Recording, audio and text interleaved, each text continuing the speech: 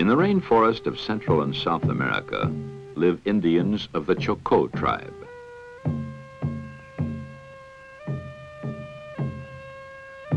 These rainforest people get most of their needs, including almost all of their food, from their environment.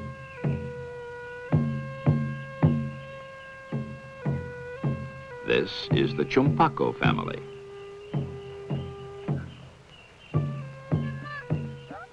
To get the food they need, the Chopacos hunt, fish, gather wild plants, and practice some agriculture. They spend most of their time at these activities. Almost every day, the men go hunting.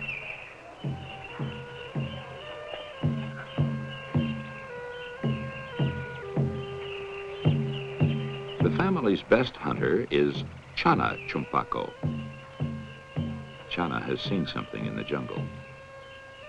The spear missed, and the animal has managed to get back into its den.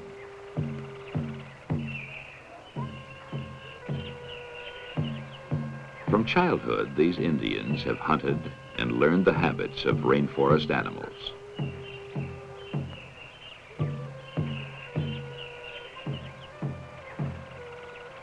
Meat from this rodent tastes much like pork.